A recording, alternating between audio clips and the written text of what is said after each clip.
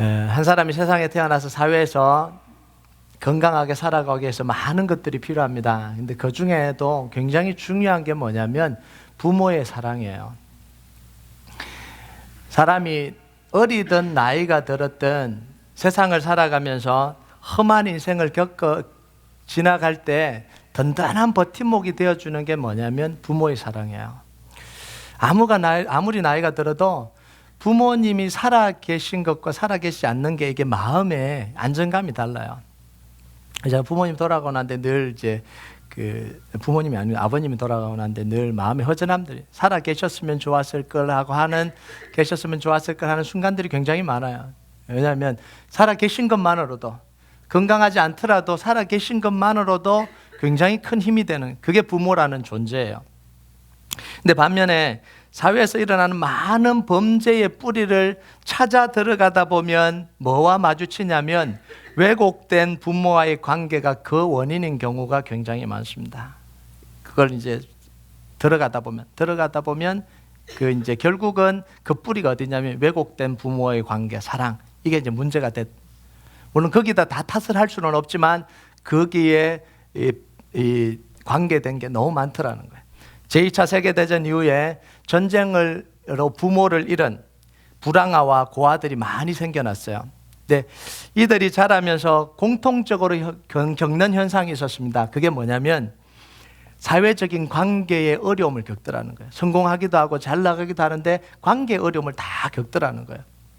그래서 이런 원인을 찾아서 정리한 사람이 영국의 심리분석가이고 심리치료사인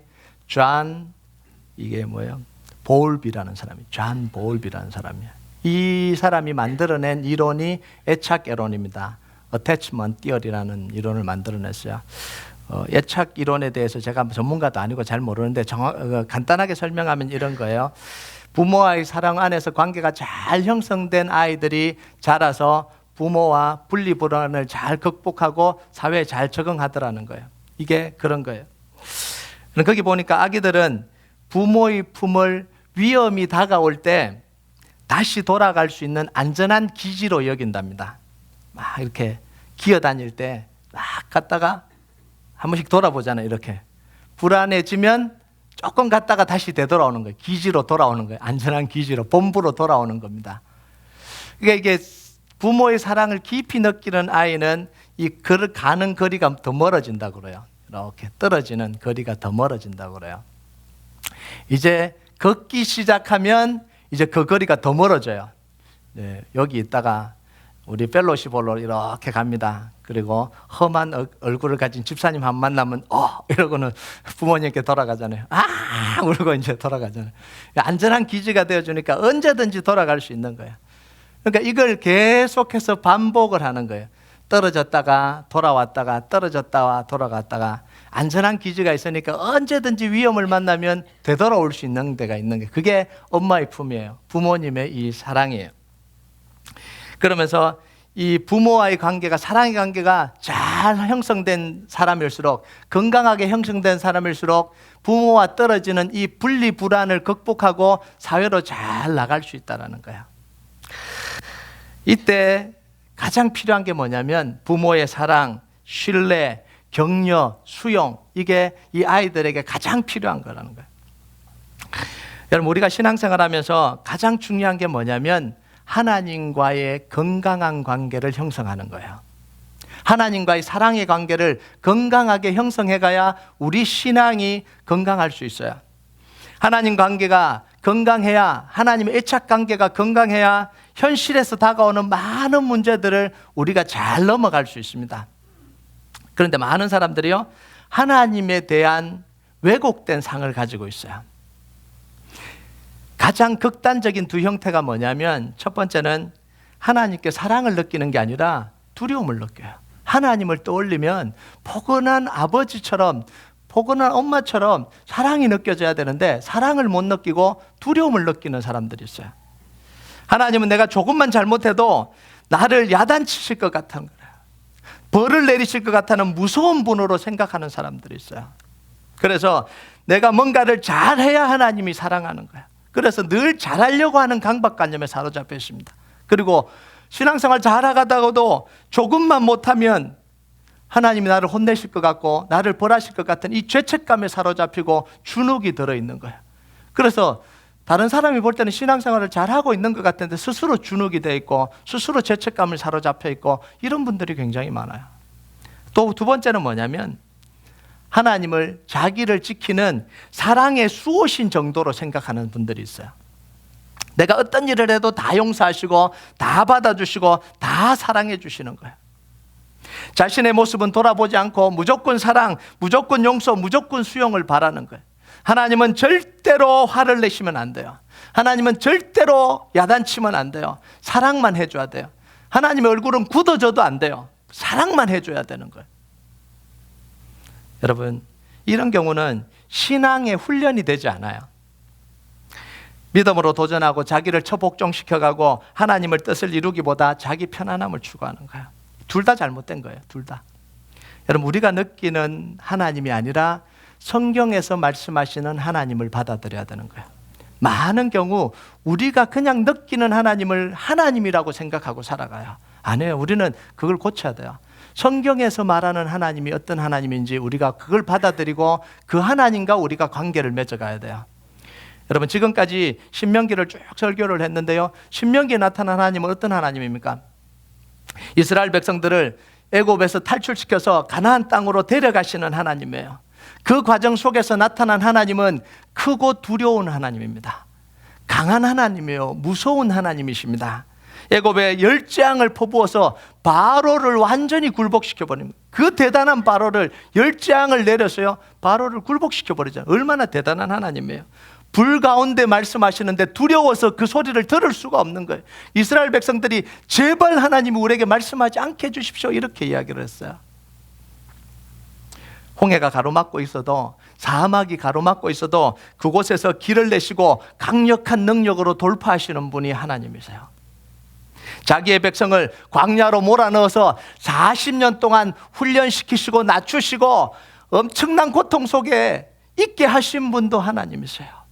그러면서 40년 동안 불순종한 이스라엘 백성들을 다 죽게 하셨어요. 한 사람도 안 봐주고 하루도 감하지 않고 다 견뎌내도록 하신 분이 하나님이에요.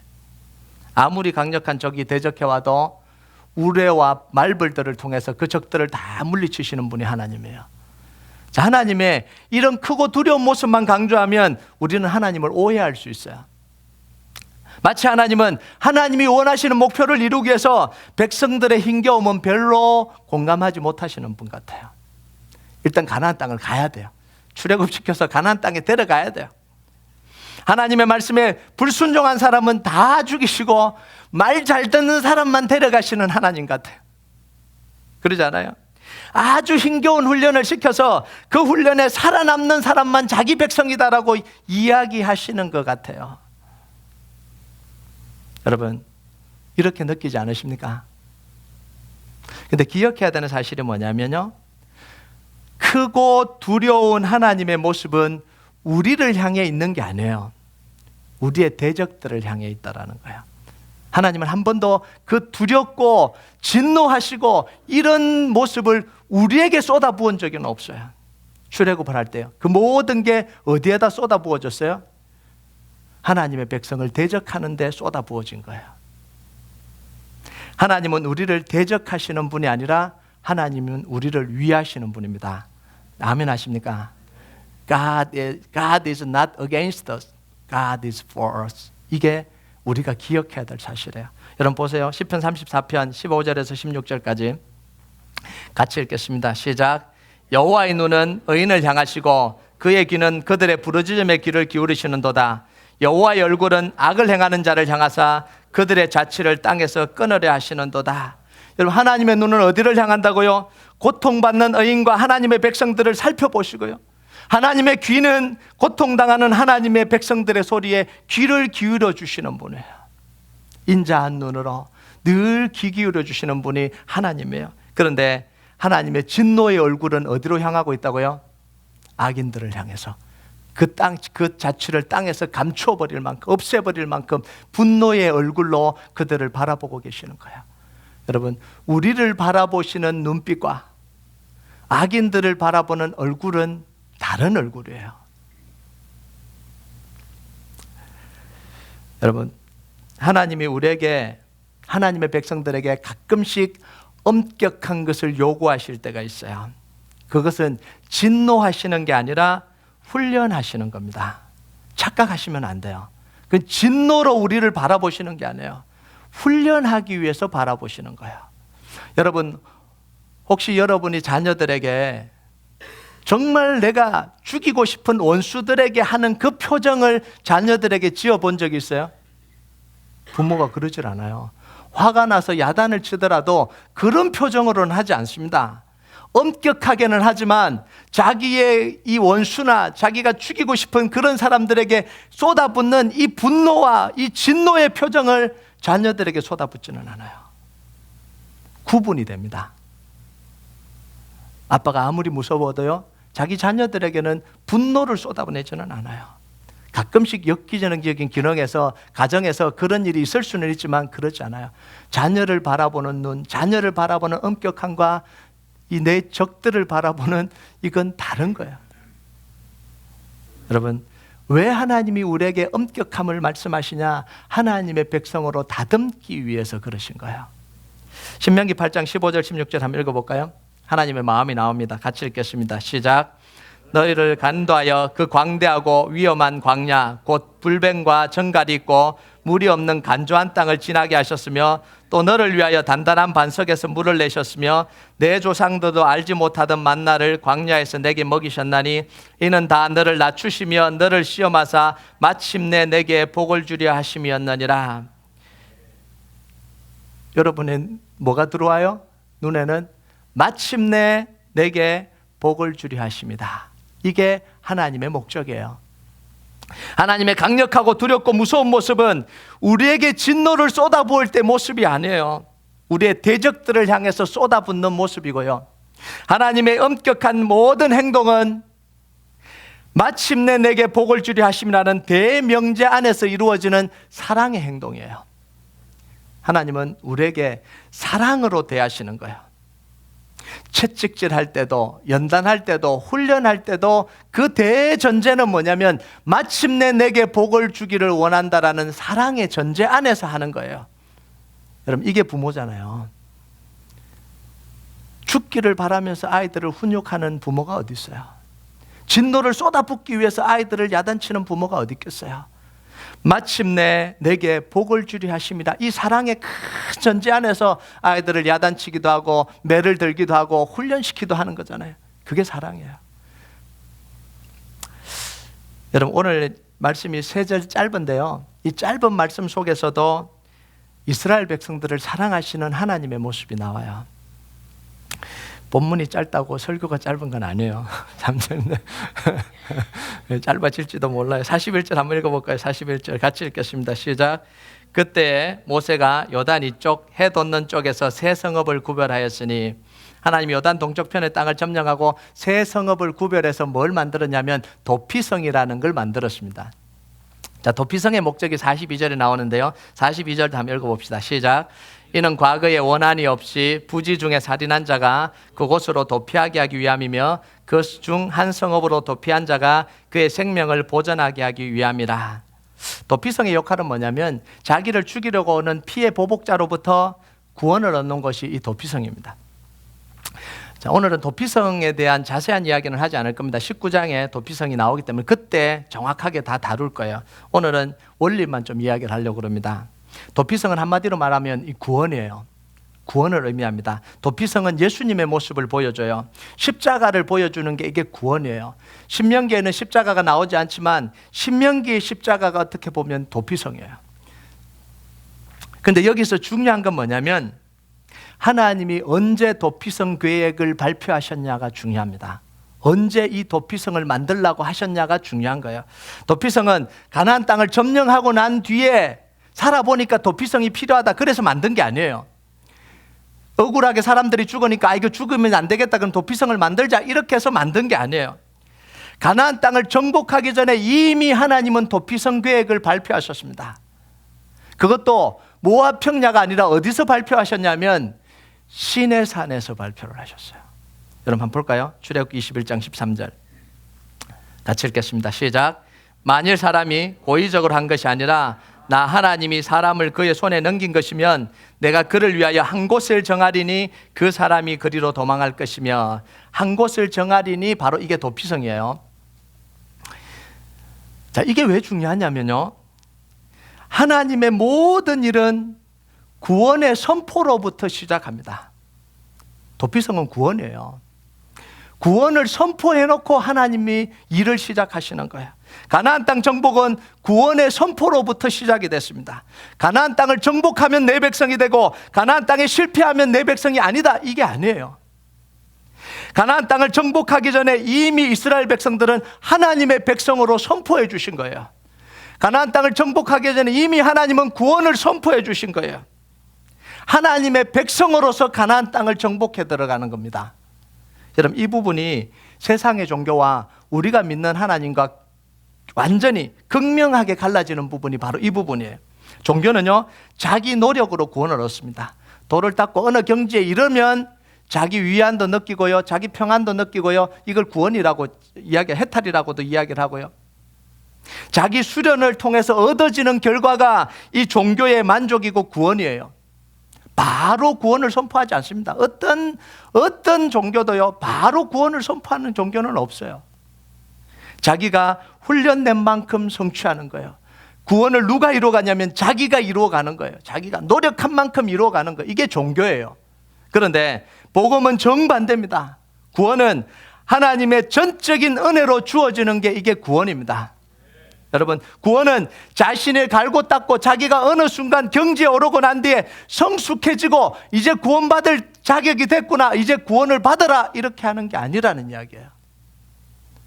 우리는 시작부터 하나님의 자녀예요. 믿는 순간부터 하나님의 자녀라고요. 하나님이, 우리가 예수 믿고 시작해서 어느 순간 지나서 새가족 훈련 끝나고 제자 훈련 끝나고 성품 훈련 다 끝나고 이 정도면 됐다라고 하면 구원을 수여해 주는 게 아니에요. 믿는 순간부터 하나님의 자녀예요. 시작하는 순간부터 하나님의 사랑을 덧입어요. 시작부터 죄와 사단의 권세에서 완전히 자유로워집니다. 이게 구원이에요. 여러분, 한번 볼까요? 로마서 5장 8절 같이 읽겠습니다. 시작. 우리가 아직 죄인 되었을 때에 그리스도께서 우리를 위하여 죽으심으로 하나님께서 우리에게 대한 자기 사랑을 확정하셨느니라. 언제 우리를 사랑하시기로 선포하신 거예요? 우리가 아직 죄인 되었을 때요. 죄에서 돌이키고 성실하게 살아가고 깨끗하게 살아가고 의인으로 살아가는 걸 보니까 너는 그만하면 됐다, 이제 내 자녀다, 이렇게 한 게 아니라 우리가 죄 속에 있을 때 하나님은 우리를 사랑하기로 결정하시고 예수님을 십자가에 먼저 매달아 죽게 하신 거예요. 또 볼까요? 요한복음 1장 12절 같이 읽겠습니다. 시작. 영접하는 자 곧 그 이름을 믿는 자들에게는 하나님의 자녀가 되는 권세를 주셨으니, 영접하는 순간 뭐라고요? 하나님의 자녀예요. 영접하는 순간. 또 볼까요? 로마서 8장 1절 2절 같이 읽겠습니다. 시작.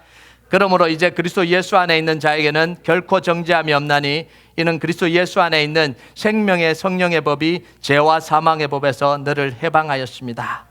예수님을 믿는 순간 뭐예요? 결코 정죄함이 없다라는 거예요. 생명의 성령의 법이 죄와 사망의 법에서 완전히 해방했다, 이런 이야기예요. 여러분, 우리가 살아가는 힘과 능력은 우리에게서 나오는 게 아닙니다. 우리를 향한 하나님의 사랑의 선언에서부터 나오는 거예요. 구원의 선포에서부터 나오는 거예요. 여러분, 내 힘으로 살아가는 것이 아니라 하나님이 공급해 주시는 힘으로 살아가는 거예요. 여러분, 이게 얼마나 큰 위안이 되는지 아십니까? 저는 이 복음이 얼마나 큰 위안이 되는지 몰라요. 인생을 살아가다가 내 한계를 뛰어넘는 문제들을 수도 없이 만납니다. 해결하지 못하는 문제를 수도 없이 만납니다. 그때 우리가 느끼는 게 뭐죠? 좌절감이잖아요. 포기하고 싶잖아요. 끝났다고 생각이 들잖아요. 그런데 우리의 인생의 능력은 누구로부터 나온다고요? 나로부터 나오지 않거든요. 막혔다고 끝난 게 아니에요. 그래서 인생이 막힐 때, 어려움이 찾아올 때 두렵고 좌절하고 깨어지는 게 아니라 누구를 바라봐요? 우리에게 힘을 주신 하나님을 바라보게 되는 거예요. 그때 하나님이 힘을 주시는 거예요. 그러니까 그게 얼마나 큰 위안이 되느냐. 어려울 때마다, 힘겨울 때마다 저는 어디로 가냐면 하나님께로 가요. 막히는 게 당연한 거예요. 어려운 게 당연한 거예요. 내게는 능력이 없으니까. 좌절하는 마음이 드는 게 당연한 거예요. 내게는 능력이 없으니까. 그런데 그 좌절하고 어렵고 힘겨움 때문에 우리에게 은혜가 뭐냐면 하나님께로 가게 된다라는 거예요. 본능적으로요. 본능적으로. 만약 하나님이 나와 함께 계시지 않았다면 지금까지 40여 년을 살아오는 인생 가운데 수십 번 깨어지고 포기하고 무너지고 인생을 끝내버렸을지도 몰라요. 얼마나 두려운지 몰라요. 제가 어릴 때부터 이 신과 살아오면서요, 세상이 두렵다라는 생각들도 많이 했어요. 어떻게 세상으로 나가지? 대학생들이 대학교 졸업하면 제일 먼저 맞닥뜨리는 게 이런 거예요. 어떻게 세상으로 나가지? 이런 두려움들이 찾아와요. 한 번도 그래 본 적이 없거든요. 늘 학교 속에 뭐 수업하면 오라 그러면 오고, 이제 뭐 숙제 내라 그러면 내고, 그것도 힘들지만 그런데 세상으로 발걸음을 한 걸음 내딛는다는 게 굉장히 두렵더라고요. 저도 대학교 졸업할 때 그게 두렵더라고요. 이제는 어떻게 살아야 되지? 이런 생각이 들더라고요. 그런데요, 내 능력이 아니라 하나님의 능력으로 살아간다는 그 사실은 우리에게 엄청난 위로를 주는 거예요. 이 복음을 알고 누리는 것이 우리에게 능력이에요. 그래서 사도 바울이 뭐라고 이야기했냐면 로마서 1장 16절에 내가 복음을 부끄러워하지 아니하노니 이 복음은 모든 믿는 자에게 구원을 주시는 하나님의 능력이 됨이라. 먼저는 유대인에게요, 그리고 헬라인에게로다. 여러분, 사도 바울은 예수님을 알기 전에 엄청난 권력을 뒤에 업고 살았습니다. 사내들이라는 엄청난 정치적이고 종교적인 권력을 뒤에 업고 자기 하고 싶은 대로 다 살았는데 그래도 두려움으로 살았어요. 그런데 예수 믿고 난 뒤에 이 권력이 다 사라져 버렸어요. 뒷배경이 다 사라져 버렸습니다. 그럼에도 불구하고 예수 믿기 전보다 더 담대함으로 살아갑니다. 왜냐하면 사내들인 공회가 주는 그 능력과 그 권세와 그 힘보다 더 큰 하나님의 권세와 능력을 덧입고 있기 때문에 그래요. 여러분, 여기서 뭐라고 이야기해요? 이 복음은 모든 믿는 자에게 구원을 주시는 하나님의 능력이 된다. 첫째는 유대인이고 두 번째는 헬라인에게다. 이 표현이 굉장히 중요한 표현이에요. 여러분, 구원은 어디서부터 나냐면 유대인으로부터 나온 게 구원이잖아요. 그러면 유대인에게만 해야 되는데 아니요, 헬라인에게도 똑같이 적용된다는 거예요. 예수님을 믿는 순간 유대인에게도 능력이고 헬라인에게도 능력이고 이방인에게도 능력이다. 차별이 없다라는 거예요. 여러분, 우리 안에 왜 아픔이 생기고요? 왜 고통이 생기죠? 너는 아니다 그래서 문제가 자꾸 생기는 거잖아요. 너는 아니다. 행복한 가정을 보면서 나도 저런 행복한 가정을 꿈꾸고 싶은데 너는 아니다. 내 가정은 아니거든요. 그러니까 상처가 생기는 거잖아요. 저 모임 속에 함께 하고 싶은데 너는 아니다. 그러니까 왕따가 되는 거잖아요. 항상 세상은 이런 거예요. 다 좋은 것 같은데 너는 아니다는 거예요. 이게 고통스러운 거예요. 이게 아픈 거예요. 신앙생활 하면서도 다른 사람은 하나님이 다 은혜 주시는데 너는 아니다. 여러분, 이런 분들이 굉장히 많아요. 왜 하나님 목사님의 기도는 들어주고 다른 사람의 기도는 들어주고 내 기도는 왜 안 들어주냐고요. 왜 안 들어주냐고. 내가 못한 게 뭐가 있다고. 너는 아니다. 이게 문제잖아요. 이게요. 그런데 복음은요, 모든 믿는 자에게 구원을 주시는 하나님의 능력이에요. 유대인에게든 헬라인에게든 이방인에게든 우리가 예수님을 믿는 순간 우리가 모든 죄로부터 자유로워지는 거예요. 구원이 선포됐습니다. 우리에게, 모든 사람에게 구원이 선포됐고요, 하나님의 자녀가 됐고요, 모든 죄와 사단의 권세로부터 완전하게 해방이 됐어요. 모든 사람에게요. 의심하지 마세요. 모든 사람에게요. 여러분, 여기서 우리가 또 하나 봐야 되는 게 뭐냐면 도피성의 위치예요. 사진 좀 띄워주실래요? 베셀, 여러분 보실 때 오른쪽 조단간 동쪽편에 밑에서부터 베셀, 길달, 라못, 바산, 골란, 그 다음에 요단강 서쪽편에 헤브론, 세겜, 게데스. 여러분 보면서 뭘 느끼십니까? 가장 중앙에 가장 중요한 땅을 다 선점했어요. 그리고 모든 지역에 도피성을 만들었습니다. 저는 이 모습을 보면서 뭘 보게 되냐면요, 가나안 땅 곳곳에 하나님이 구원을 선포하고 있는 거예요.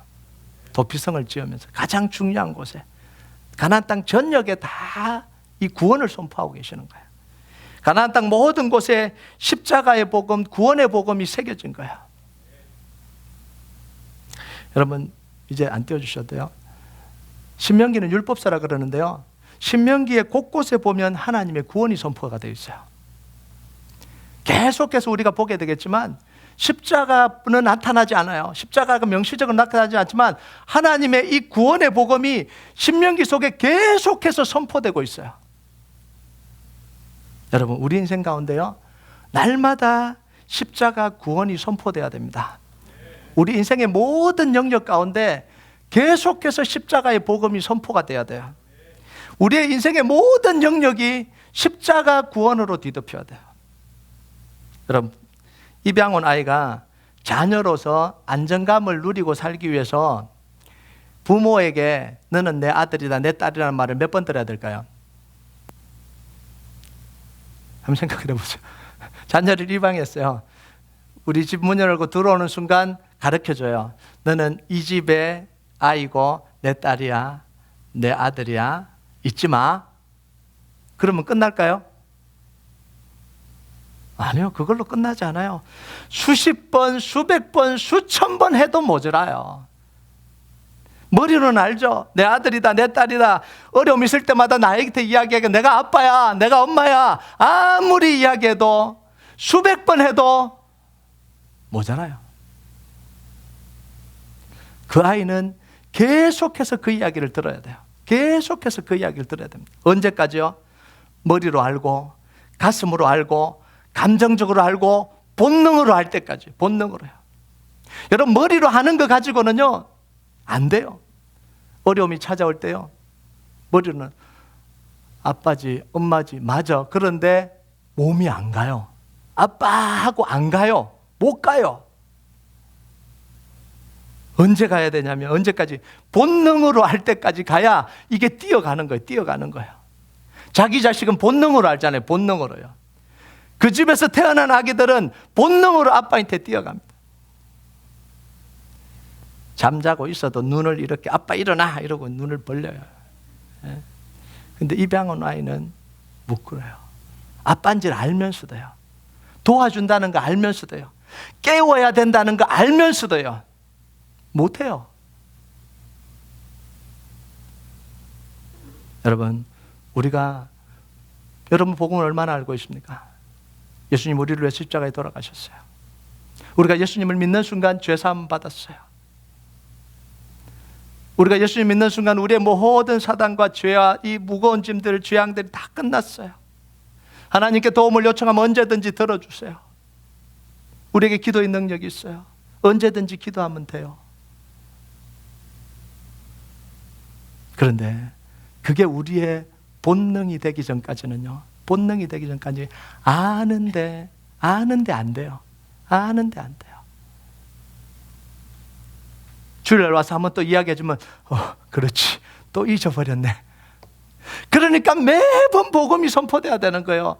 매번 들어야 되는 거예요. 언제까지요? 머리로 알고, 가슴으로 알고, 감정으로 알고, 본능으로 알 때까지요. 그래서 어려움이 빡 찾아오면 내게 하나님이 계시지, 이게 바로 나와야 되는 거예요. 바로. 아이들에게는요, 위험이 찾아오면 엄마 그러고 바로 뛰어가요. 1초도 생각하지 않아요. 여러분 이게 복음의 능력이, 복음이 내 속에 능력이 되는 순간이 바로 이 순간이에요. 어려움이 순간이 찾아오면 머릿속에 막 굴리다가 아이고 이 집사님도 생각이 나고 저 집사님도 생각이 나고 저 집사님 생각이 나다가 어쩔 수 없이 기도하면 한번 해볼까, 이게 아니라 어려움이 딱 찾아오는 순간 그냥 단 1초도 망설임 없이 하나님이 나와 함께 계시는구나, 이게 떠오르면 복음은 나에게 능력이에요. 아무도 세상을 거스를 수 없는 능력이에요. 여러분 하나님이 이스라엘 백성들에게 도피성을 주신 이유가 뭘까요? 하나님의 사랑을 힘입어서 하나님의 사랑 안에 거하고 평생 하나님의 사랑 안에 머물러 있어라, 이게 아니에요. 하나님의 사랑을 힘입어서 당당하게 현실의 삶으로 나아가라, 이런 거예요. 이게 도피성이에요. 실수해도 피할 도피성이 있다라는 거예요. 여러분, 도피성은 여기 사는 데가 아니에요. 일반 백성들이 사는 데가 아니에요. 실수했을 때, 정말 이 부지 중에 사람을 죽이거나 실수했을 때 피해가는 곳이에요. 피해가는 곳이요. 평상시에는 안 살아요. 그게 있기 때문에 안정감이 들고, 그게 있기 때문에 현실의 삶을 마음껏 살 수 있고, 그걸 있기 때문에 실수해도 괜찮다는 그 마음을 가지고 살아가는 거예요. 안정감을 주는 게 이게 도피성이에요. 여러분, 수영장을 만들 때 수영장만 만들지 않잖아요. 뭘 또 만들어요? 비상구조를 할 도구들을 함께 만듭니다. 구명조끼를 만들고요, 구명튜브를 만들고요, 안전요원을 배치를 합니다. 왜 그래요? 물은 무서운 곳인데 두려움 없이 물속에서 수영하라 그러는 거예요. 수영장 가서 안전요원하고 같이 노는 사람 있어요? 없어요. 놀면 안 됩니다. 안전하게 수영하라고 그냥 옆에 보호막이 되어주는 거예요. 여러분, 자칫 잘못하면 물에 빠져 죽을 수도 있어요. 그러면 물에 가지 마라 그래야 되잖아요. 물에 가지 마라. 물은 무서운 것이니까 물에 가지 마라. 그러지 않아요. 튜브를 만들고 안전요원을 배치하면서 그 두려운 물을 마음껏 즐길 수 있도록 만들어주는 게 이게 수영장이잖아요. 여러분, 도피성은 안전지대예요. 안전지대. 세상으로 나갈 수 있게 하는 안전기지예요. 아까 애착 이론을 하면서 부모가 안전기지라 그랬잖아요. 이렇게 갔다가 두려우면 싹 돌아오는 거예요. 또 싹 갔다가 두려우면 싹 돌아오는 거예요. 여러분, 부모와의 애착관계가 잘 형성되고 부모의 사랑을 많이 받은 이 아이는 세상을 향해서 조금씩 더 멀리 나아가요. 신기하죠? 부모의 사랑을 더 많이 해주면 부모의 품속에 있어야 되는데, 사랑하면 사랑해 줄수록 세상으로 더 멀리 가요. 부모로부터 더 멀리 가요. 이게 원리예요. 여러분, 우리가 하나님의 사랑을 더 깊이 체험하면요, 우리가 담대하게 세상으로 나가게 만드는 거예요. 더 하나님의 바짓가랑이 붙들고 있는 게 아니라 그 사랑 때문에 담대하게 세상으로 나가게 해주는 거예요. 여러분, 복음은요, 우리가 하나님의 사랑으로 세상을 나가게 하는 담대한 능력이에요. 담대함을 주는 능력이에요. 여러분, 요한복음에 보면 예수님이 우리를 세상으로 보내세요. 세상으로 보내세요. 같이 한번 읽어볼까요? 요한복음 17장 18절 같이 읽겠습니다. 시작. 아버지께서 나를 세상에 보내신 것 같이 나도 그들을 세상에 보내었고. 하나님 아버지가 예수님을 이 낮고 낮은 이 신이 인간의 모습을 입고 오는 게 이게 얼마나 괴로워요. 얼마나 고통스러워요. 그런데도 아버지 하나님이 보내셨어요. 예수님을 보내셨어요. 그런데 그 고통을 당한 예수님이잖아요. 그런데 그 예수님이 우리를 구원하시고 품속에 품어서 절대로 안 된다, 절대로 안 놓겠다 그러지 않고 또 뭐 했다고요? 아버지가 나를 보낸 것처럼 나도 이 제자들을, 나도 이 구원받은 사람들을 세상으로 보낸다, 이렇게 이야기를 해요. 그런데 그 세상이 어떤 세상이라고요? 누가복음 10장 3절 같이 읽겠습니다. 시작. 갈저다 내가 너희를 보냄이 어린 양을 이리 가운데 보낸 것 같도다. 세상이 일이에요. 그런데 양 같은 이 자기 자식을 그래도 보내는 거예요. 자, 그런데 예수님 뭐라고 이야기하시냐면 요한복음 16장 33절을 같이 읽겠습니다. 시작. 이것을 너희에게 이르는 것은 너희로 내 안에서 평안을 누리게 하려 함이라. 세상에서는 너희가 환난을 당하나 담대하라. 내가 세상을 이겼노라. 왜요? 예수님이 세상을 이겼기 때문에 예수님이 보호막 되어주시면서 이리가 득실거리는 그 세상이라도 나가라는 거예요. 그곳에서 싸워 이기라는 거예요. 현실과 싸워 이기라는 거예요. 현실에서 도피하고 엄마 품에 있지 말고 현실과 당당하게 싸워 이기라는 거예요. 내가 이미 세상을 이겼으니까. 여러분, 복음은 우리에게 세상으로 나가기 위한 안전한 기지가 되어주는 곳입니다. 여러분, 예배와 기도와 말씀과 신앙훈련은요, 신자들을 교회에 묶어두기 위한 게 아니에요. 잘못하다가 큰일 나요. 신자들을 교회에 묶어두는 걸로 생각해요. 아니에요. 세상으로 더 담대하게 나가기 위해서 예배와 기도와 말씀과 훈련을 하는 거예요. 교회 속에서요. 부모의 뜨겁고 따뜻한 사랑을 받은 사람일수록 세상을 더 담대하게 나가요. 행복한 가정에서 자라는 아이일수록 빨리 독립을 합니다. 더 있어야 되는데 신기하죠? 빨리 독립을 해요. 하나님의 사랑을 더 깊이 받은 사람일수록요, 세상 속으로 더 깊이 들어가요. 담대하게요. 여러분, 이게 예배가 뜨거워야 될 이유예요. 기도가 간절해야 될 이유예요. 말씀이 은혜로워야 될 이유예요. 우리가 이 예배를 통해서 하나님을 감격적으로 만나야 돼요. 정말 하나님의 은혜를 깊이 체험해야 돼요. 기도를 통해서 하나님을 간절하게 찾아야 돼요. 말씀을 통해서요, 하나님의 약속을 뜨겁게 붙들어야 돼요. 교회 속에 머물러 있기 위해서가 아니라 정말 험한 세상을 살아가기 위해서요. 현실 속으로 들어가기 위해서요. 여러분, 또 월요일 날 우리는 또 삶의 현장으로 나가야 됩니다. 얼마나 나가기가 싫어요. 얼마나. 매번 그냥 모여서 예배만 드리고 그냥 기도하고 말씀 공부하고 이랬으면 좋겠어요. 이런 분들도 있어요. 목사님, 매번 그냥 말씀만 듣고 기도만 하고 이랬으면 좋겠어요. 큰일 납니다. 네, 그게 목적이 아니에요. 그게 목적이 아니에요. 그런 교회라면 그건 잘못된 교회예요. 그건 잘못된 교회예요. 세상으로 나가게 하기 위해서 이곳에서 기도하고 뜨겁게 하고 눈물 흘리고 하나님을 만나고 감격적으로 하나님을 만나는 거지, 더 감격적으로 만들고 더 따뜻하게 하고 더 좋게 해서 교회 안에만 머물러 있도록 만드는 게 이게 교회가 아니에요. 그건 복음이 아니에요. 그건 잘못된 복음이에요. 정말 하나님의 사랑을 깨달았으면, 정말 복음을 깨달았으면, 정말 하나님의 사랑을 깊이 아는 사람이라면 교회 속에 머물러 있지 않습니다.